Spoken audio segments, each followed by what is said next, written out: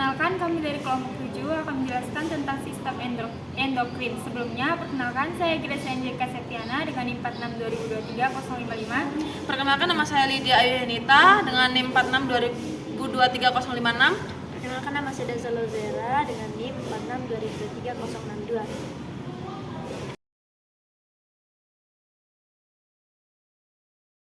Oke teman-teman, kali ini kami dari kelompok 7 akan membahas sebuah sistem yang dinamakan sistem endokrin. Dimana sebelumnya perlu kita ketahui, selain memiliki sistem endokrin, kita juga mempunyai sistem yang namanya kelenjar eksokrin maksudnya, ya dimana kelenjar ini menyalurkan sekresinya melalui saluran atau ductus atau vesikul yang bermuara ke rongga tubuh. Contohnya ada kelenjar sebaceus dan juga kelenjar keringat. Nah, yang kami akan bahas adalah sebuah kelenjar yang namanya kelenjar endokrin, di mana menyalurkan sekresinya yang adalah hormon ke dalam cairan interstisial atau plasma, yang kemudian akan berdifusi ke dalam darah atau mengalir ke dalam darah.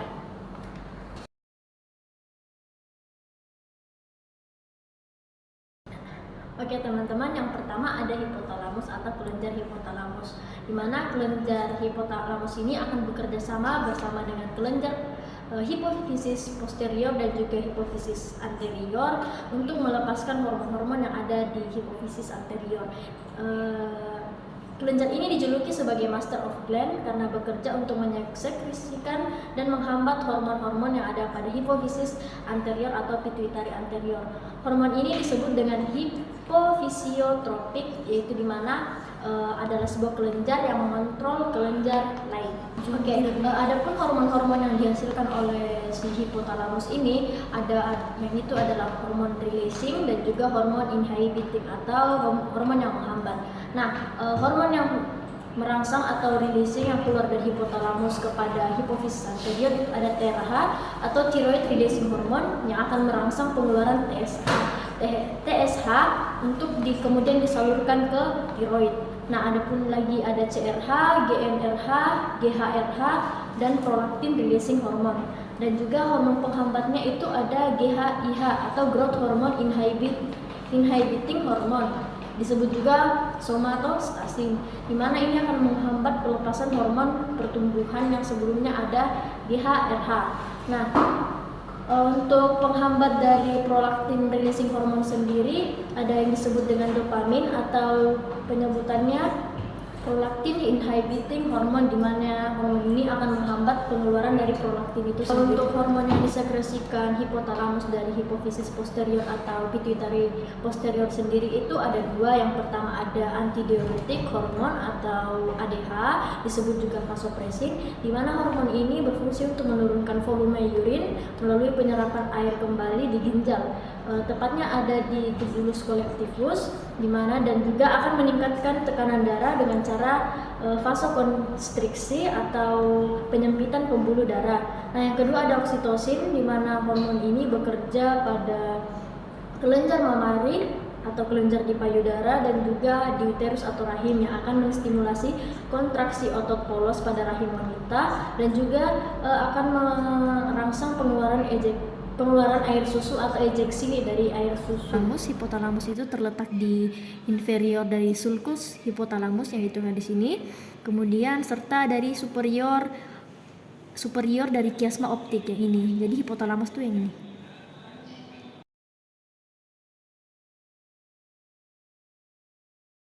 Oke, kelenjar yang kedua yaitu ada kelenjar hipofisis atau pituitari, di mana kelenjar ini terbagi menjadi dua, yaitu anterior dan juga kelenjar pituitari posterior. Nah, kelenjar ini menghasilkan bermacam-macam hormon yang mengatur kegiatan kelenjar lainnya. Pada kelenjar hipofisis anterior ada beberapa hormon yang dihasilkan. Yang pertama ada hormon somatotropin atau growth hormone, di mana hormon ini merangsang sintesis protein dan juga metabolisme lemak, serta merangsang pertumbuhan tulang, terutama tulang pipa dan juga otot. Organ targetnya adalah sel-sel tubuh dan juga tulang. Yang kedua ada prolaktin hormon atau lactogenic hormone, di mana hormon ini membantu kelahiran dan juga ejeksi atau sekresi dari susu yang ada di kelenjar mamari. Organ targetnya adalah kelenjar mamari. Yang ketiga ada thyroid stimulating hormone atau TSH, yaitu mengontrol pertumbuhan dan perkembangan kelenjar gondok atau kelenjar tiroid, serta merangsang sekresi tiroksin. Organ targetnya adalah kelenjar tiroid. Keempat ada adenokortikotropin hormon, di mana mengontrol pertumbuhan dan juga perkembangan aktivitas kulit di ginjal dan merangsang kelenjar adrenal untuk mensekresikan glukokortikoid atau hormon yang dihasilkan untuk metabolisme karbohidrat. Organ targetnya adalah korteks adrenal itu sendiri. Yang kelima tuh ada gonadotropin hormon, di mana pada wanita akan dikeluarkan sebuah FSH dan juga LH, di mana FSH ini adalah follicle stimulation hormone yang akan merangsang pematakan folikel pada ovarium dan juga akan menghasilkan sebuah hormon yang namanya estrogen. Organ targetnya adalah gonad, yaitu ada pada, kalau wanita itu ada uterus. Nah, sedangkan LH atau luteinizing hormone akan mempengaruhi pematangan folikel dalam ovarium yang akan menghasilkan sebuah hormon yang namanya progesteron. Nah, pada pria, LH merangsang pembentukan testosteron di testis, dan juga FSH bersama LH akan merangsang terjadinya spermatogenesis. Pituitari itu terletak di bawah hipotalamus, di mana tempat bermuaranya hormon-hormon dari hipotalamus. Glandula pituitari sendiri adalah suatu kelenjar yang berada dalam sela tursika, yaitu glandula pituitari ini berada di bawah pengaruhnya hipotalamus.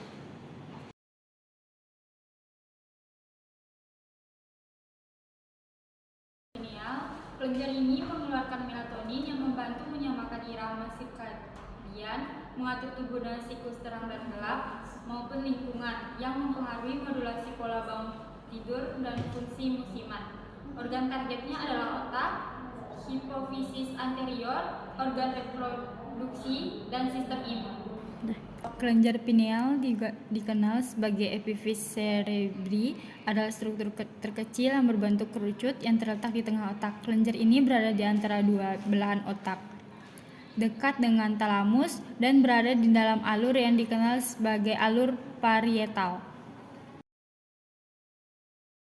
Tentang kelenjar tiroid mengeluarkan 3 hormon penting, yaitu T3, T4, dan hormon kalsitonin. Yang pertama, kalsitonin menghambat aktivitas osteoklas, resorpsi, pemecahan matriks tulang dalam rangka pemeliharaan pembaikan tulang, dan merangsang penyerapan kalsium oleh tulang sehingga mengurangi kontraksi ion kalsium dalam darah.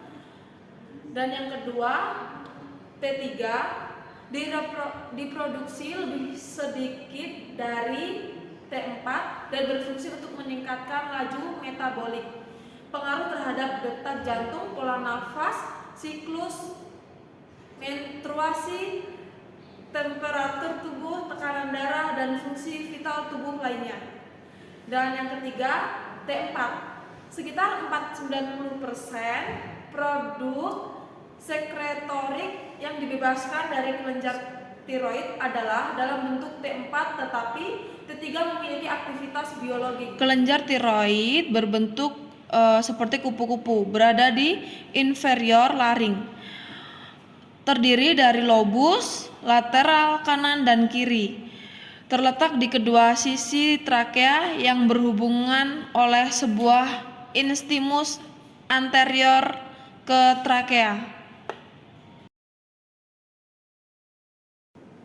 Kelenjar paratiroid memproduksi dan mengeluarkan hormon paratinoid, suatu hormon peptida sebagai respon terhadap kadar kalsium darah yang rendah.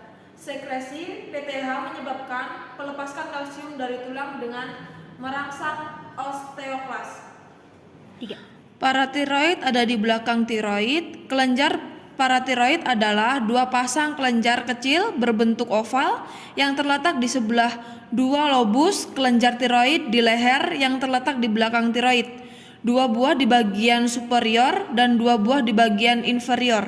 Bentuk kelenjar paratiroid normal adalah kecil, ovoid, flat, dan berwarna kecoklatan sampai agak kuning.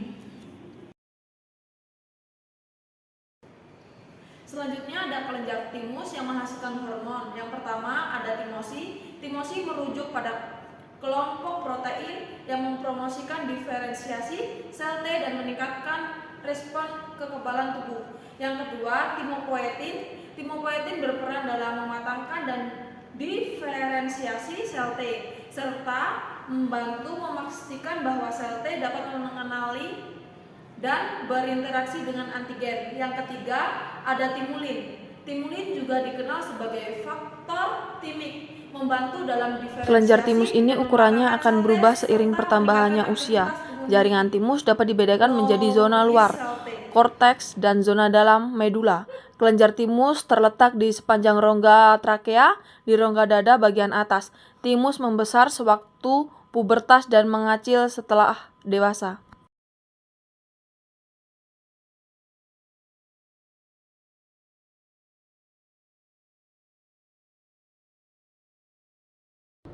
Selanjutnya ada adrenal. Setiap kelenjar adrenal terdiri dari dua organ endokrin, satu mengelilingi yang lain. Lapisan luar yang terdiri dari korteks adrenal mengeluarkan beragam hormon steroid. Bagian dalam medula adrenal mengeluarkan katekolamin. Yang pertama itu ada adrenal korteks yang dimana memiliki 3 lapisan. Lapisan yang terluar itu ada zona glomerulosa, yang tengah itu ada zona fasciculata,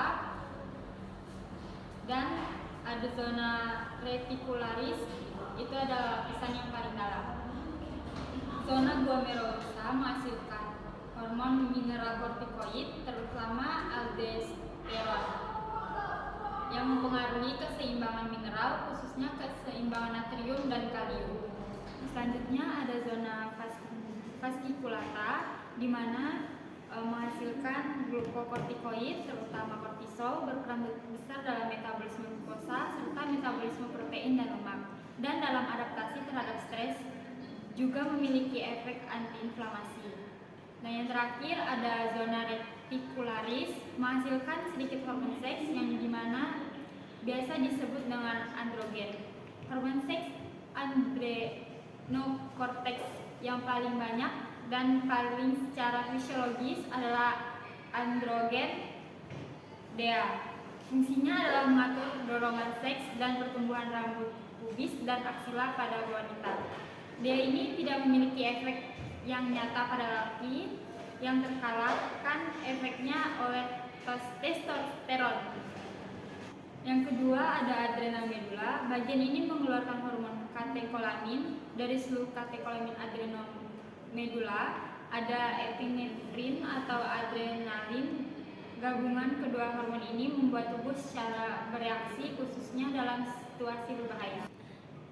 Kelenjar ini adalah sepasang kelenjar berbentuk segitiga yang terletak di antara setiap ginjal. Terdiri dari 2 bagian. Yang utama yaitu korteks adrenal. Bagian luar kelenjar adrenal yang terbagi menjadi 3 lapisan, yaitu zona glomerulus, zona fasciculata, dan zona reticularis. Yang kedua ada medula adrenal, bagian dalam kelenjar adrenal. Di mana pankreas ini memiliki suatu jaringan yang dapat melakukan sekresi eksokrin dan juga endokrin, di mana pada sel endokrinnya atau jaringan endokrinnya dikenal sebagai pulau-pulau Langerhans. Sel endokrin pankreas di Langerhans sendiri ada terbagi menjadi 4. Yang pertama ada sel beta, kemudian ada sel alfa, sel delta, dan juga sel F. Hormon yang pertama di pulau Langerhans yang dihasilkan oleh sel beta adalah insulin, di mana fungsi utama dari insulin yaitu memfasilitasi penyerapan glukosa yang ada di dalam darah, sehingga keedaran makanan yang ada di dalam usus melepaskan hormon pada saluran pencernaan seperti peptida. Hal ini pada gilirannya merupakan pemicu awal dari produksi dan sekresi insulin oleh sel beta pankreas. Organ targetnya adalah sel darah merah, serta sel-sel otak, hati, ginjal, lapisan usus kecil, sel otot rangka, dan sel adipose atau lemak. Hormon yang kedua yaitu adalah glukagon yang dihasilkan oleh sel alfa di pulau Langerhans. Glukagon ini merangsang hati untuk mengubah simpanan glikogen menjadi glukosa, merangsang hati untuk mengambil asam amino dari darah dan mengubahnya menjadi glukosa. Glukagon juga merangsang lipolisis atau pemecahan simpanan trigliserida menjadi asam lemak bebas dan gliserol. Organ targetnya adalah liver atau hati. Oke, yang ketiga itu ada hormon somatostatin yang disekresikan oleh sel D atau sel delta.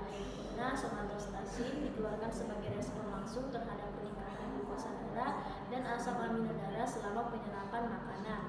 Organ targetnya adalah pankreas, sistem pencernaan, dan hati. Nah, hormon yang keempat itu dan yang terakhir adalah polipeptida, disekresikan oleh sel F. Diperkirakan hormon ini berperan dalam nafsu makan serta regulasi insulin, pankreas, dan sekresi endokrin. Organ targetnya adalah pankreas dan saluran pencernaan. Nah, kelenjar pankreas sendiri adalah kelenjar lonjong berwarna merah keputihan, agak orange juga, terletak di dalam simpul yang terbentuk dari duodenum dan permukaan bawah lambung. Panjangnya sekitar 15 cm mulai dari duodenum sampai limfa dan terdiri atas 3 bagian, yaitu ada kepala terletak dalam lengkungan duodenum, ada badan terletak di belakang lambung, ada ekor yang menyempit dan memanjang ke arah limfa. Nah, ini adalah pulau-pulau Langerhans yang menghasilkan hormon insulin dan glukagon. Yang terakhir itu adalah gonad. Pada wanita, gonad adalah ovarium dan mengeluarkan hormon estrogen dan progesteron. Sedangkan pada pria itu gonad adalah testis dan mengeluarkan testosteron. Dan dihidrotestosteron yang lebih kuat ini dikenal sebagai androgen atau hormon pria. Hormon yang dihasilkan pria itu ada testosteron, hormon steroid yang penting dalam perkembangan sistem reproduksi pria, pematangan sel sperma, dan perkembangan ciri-ciri seks sekunder pria seperti suara yang lebih dalam, bulu tumbuh, dan peningkatan massa otot. Hormon yang dihasilkan pada wanita yaitu ada estrogen. Estrogen pada wanita mengatur banyak fungsi yang serupa dengan yang dilakukan oleh testosteron pada pria. Misalnya pematangan dan pemeliharaan ke seluruh sistem reproduksi wanita, termasuk menstruasi dan membentuk karakteristik seks sekunder wanita. Selain itu, estrogen ikut berperan dalam perkembangan payudara dalam antisipasi menyusui. Yang kedua ada progesteron, penting dalam mempersiapkan lingkungan yang sesuai untuk memelihara embrio dan kemudian janin. Regulasi menstruasi serta berperan dalam kemampuan payudara untuk menghasilkan susu. Ovarium terletak di rongga pelvis, memproduksi hormon seks serta ovum. Testis terletak di skrotum di luar tubuh, yang memproduksi hormon seks dan spermatozoa. Sekian video dari kelompok kami. Maaf jika ada pengucapan kata yang salah. Sekian, terima kasih.